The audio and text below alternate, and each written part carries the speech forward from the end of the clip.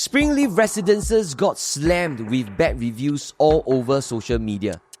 People call it Ulu. They say there are no amenities, no nearby primary schools, tough to rent, that is a place with only monkeys. Even a YouTuber gave it just 5.7 stars.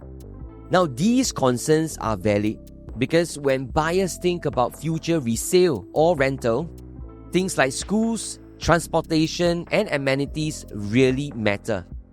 That's why so many comments online said that the exit strategy is weak. But here's the twist. Despite all that negativity, these projects still sold close to 93% on booking day. So in this video, I want to explore why there's such a divide in opinion. What is driving all the harsh comments? And at the same time, why did so many buyers still go ahead? Short property stories from real conversations. By the way, I'm Gaynor and I've met hundreds of property upgraders and investors, and these are their real stories. So if you want to avoid costly mistakes and make better decisions, do check them out. And the links are just below. Now before we start, I want to touch on something based on my observation. How much a buyer can gain from a property investment really comes down to just three things. First, the right entry price.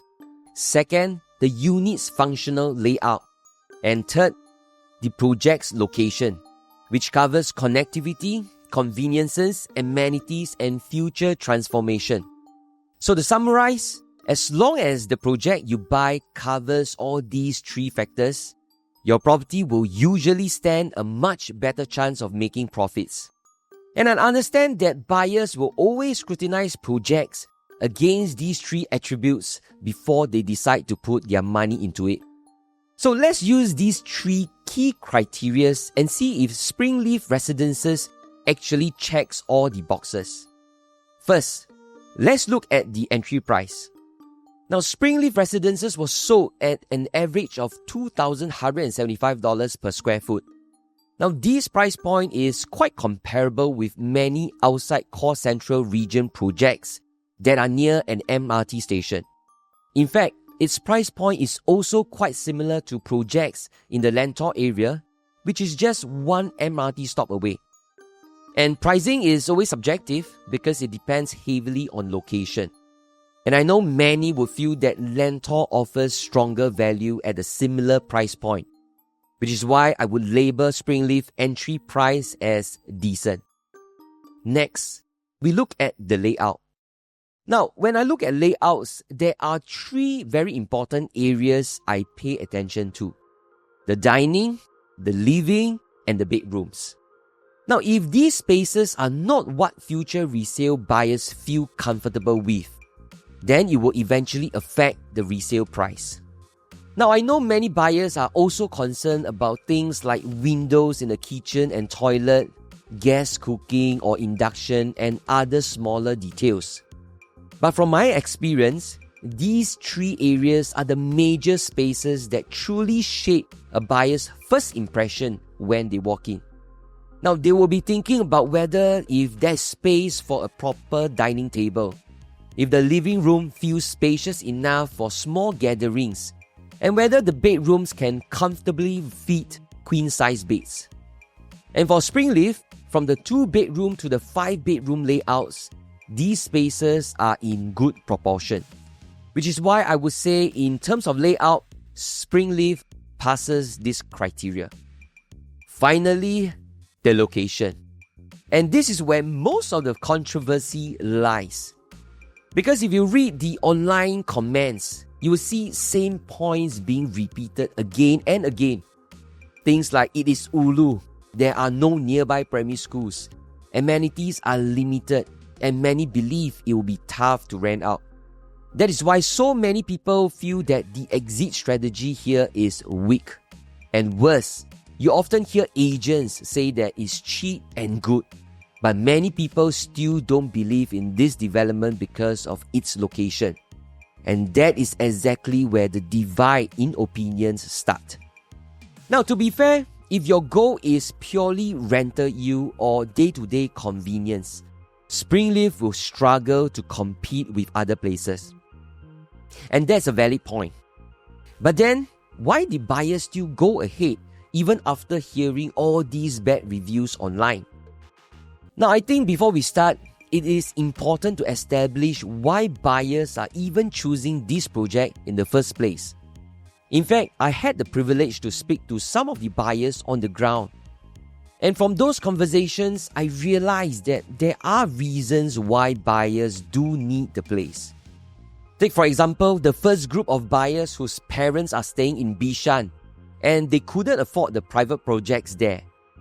Take Skyview as an example. The bigger 2-bedroom units are selling at about 1.75 million, while the 3-bedrooms are going for 2.8 million. They also couldn't get anything decent in Lentor as most of the units there were already taken. So SpringLeaf became their next best choice since it's just 6 MRT stops to Bishan and at a lower quantum price. The second group of buyers I serve are also those who love Upper Thomson area. Now, Upper Thomson has very limited supply with a mix of freehold and very old leasehold properties. Those closer to the Thomson MRT line like Windsor are selling between 2.6 to 2.9 million for the 3-bedders. Now, even the 99 years leasehold projects like Thomson Impression are going for 2.5 to 2.6 million. And nearby projects such as Jadescape recently saw a 1,012 square feet 3-bedder transacted at 2.53 million. So all these are actually much pricier options. SpringLeaf therefore offered a cheaper alternative for buyers to still get near into an area they like. In fact, almost 50% of the 5-bedroom units costing over 3.2 million were sold on booking day. And that's important because it shows that there are future resale buyers in that area. But even with strong demand at launch, property is always a long-term game. At the end of the day, there's no crystal ball on whether SpringLeaf will turn out profitable or not, and only time will tell. But one thing is clear, opinions will always be divided when it comes to certain projects. Some people will only see the weakness, while others will focus on what they find valuable. And from my observation, what drove demand for SpringLeaf was a combination of factors like a decent entry price, practical layouts, and most importantly, the MRT, which is just right at the doorstep. That combination was good enough to convince buyers even with all the online negativity. So that's it for today's video. If you want to follow for more stories and analysis like this, remember to like and subscribe. Gaynor from Property Made Simple. I'll see you in the next video.